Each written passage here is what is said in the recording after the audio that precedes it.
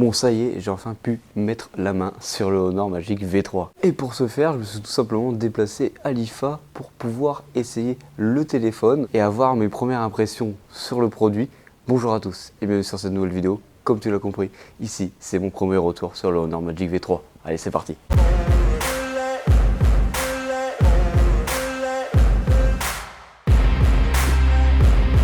Bien sûr, comme d'habitude, n'hésite pas à t'abonner et liker, ça me permettra dans le futur de réaliser d'autres vidéos de ce genre. Alors du coup, j'ai pu mettre la main sur ce téléphone-là au salon.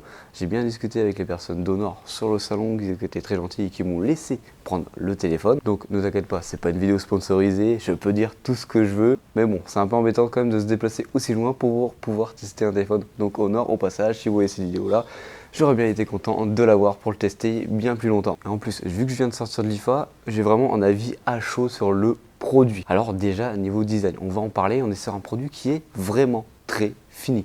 Un produit qui m'a vraiment surpris. Alors on va directement attaquer le sujet qui fâche sur le design. Il faut que tu prennes en compte qu'à l'arrière, tu as quand même un gros capteur qui ne va pas plaire à tout le monde. Donc si tu comptes te tourner vers ce téléphone là, franchement prends vraiment ça en compte si tu as un téléphone avec un design beaucoup plus sobre. Là on a un gros capteur à l'arrière comme le Honor Magic 6 Pro. Mais bon, à la limite c'est pas grave, on efface ce capteur. On est quand même sur un téléphone qui est très fin et très léger. Et ce qui est assez surprenant, c'est que même quand le téléphone est plié, c'est-à-dire refermé sur lui-même, bah il n'est pas plus épais que mon S24 Ultra. Là une fois plié par rapport à un S24 Ultra, franchement, ça se joue beaucoup alors qu'on est sur un téléphone pliant quand même au format livre. Donc en vrai, c'est impressionnant cette finesse et cette légèreté sur le téléphone. En fait, franchement, je ne sais pas comment vous le retransmettre. C'était vraiment choquant la taille du téléphone et la finesse du téléphone et surtout le poids du téléphone. Parce que juste après, je suis allé checker le Pixel Fold Pro, le téléphone pliant de Google. Mais on avait l'impression qu'il y avait un retard de technologie entre les deux produits. Il y a même une personne en anglais qui m'a dit franchement le Honor à côté c'est une dinguerie. Et ne t'inquiète pas, il y aura aussi la vidéo sur la première prise en main du Google Pixel 9 Pro Fold sur la chaîne qui devrait arriver la semaine prochaine. Alors sur le stand j'ai pu voir trois couleurs, le noir, le vert et la couleur orange. Sur le site de Honor en France, si je ne me trompe pas, on n'a que la couleur noire et la couleur verte, ce qui est bien dommage car la couleur orange c'est pour moi la plus belle des couleurs. C'est parce que ça apporte quand même une finition, je dirais, plus haut de gamme, même si c'est le même produit à la fin. En tout cas c'est l'aspect que le produit procure en main. Alors il faut prendre aussi en compte qu'on est sur un produit qui est beaucoup plus carré. Ça se ressent, si tu as déjà utilisé un Fold, on est sur un format beaucoup plus carré, donc beaucoup moins haut qu'un téléphone traditionnel, mais pratiquement aussi large qu'un téléphone traditionnel. Et ça, c'est ultra appréciable quand on plie le téléphone, d'avoir un téléphone pratiquement aussi large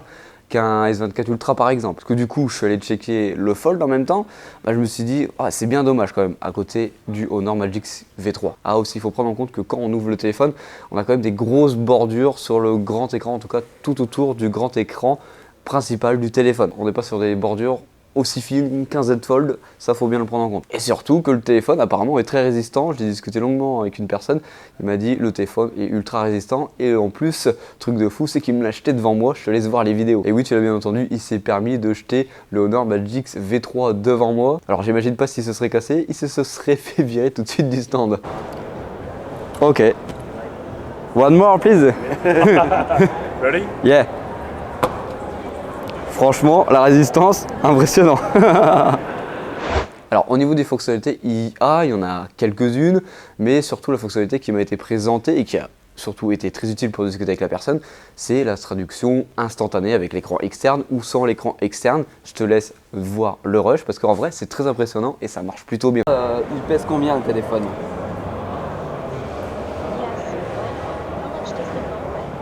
The phone weighs 226 grams. Ça traduit une rapidité. Ah ouais, ça traduit vraiment vite. Hein. C'est vraiment impressionnant la traduction, ça va très vite.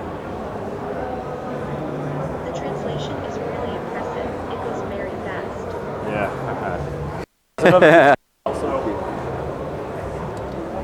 do this. We can take translation, and then we go into French.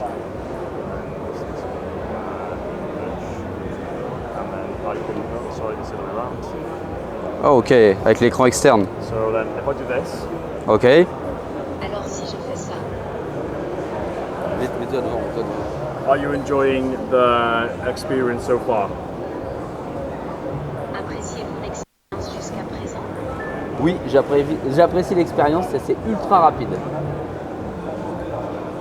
I enjoy the experience and it's super fast. This app has really helped me out whilst I've been in Berlin because I can't speak German. Cette appli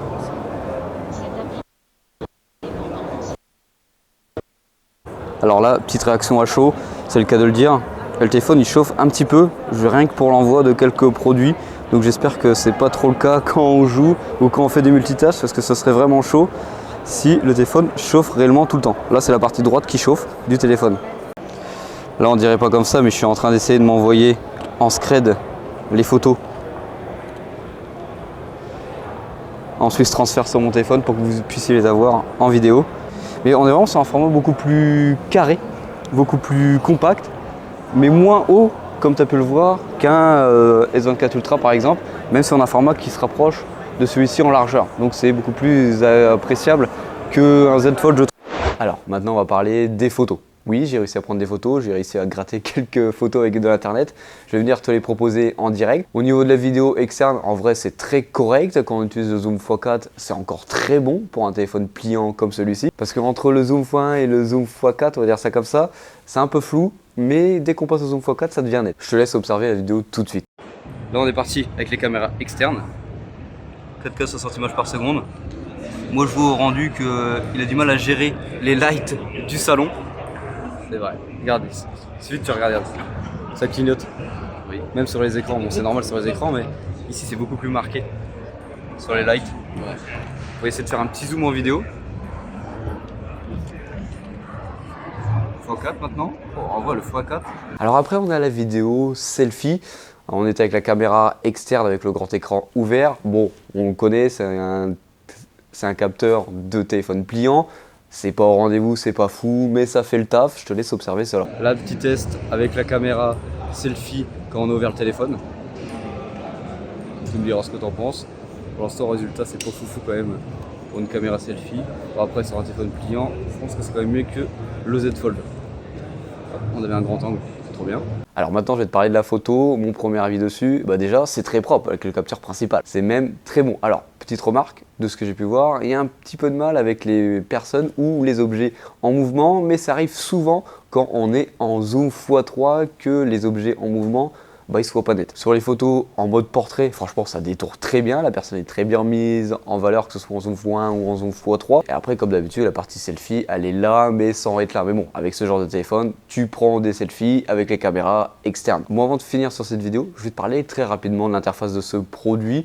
On est sur l'interface Honor, donc rien de plus classique si tu connais la marque Honor. On est sur une version qui est adaptée au téléphone pliant. Alors j'ai pas assez de recul pour te dire si toutes les applications sont adaptées au téléphone pliant, mais maintenant à l'heure actuelle, tous les téléphones pliants ont les applications Android qui sont adaptées sur leurs produits. Mais bon, ça bien sûr, ça reste à vérifier avec un test concret du produit, un Honor. Là on peut voir que Honor nous montre à foison que son téléphone peut aller sous l'eau directement avec des petits robots.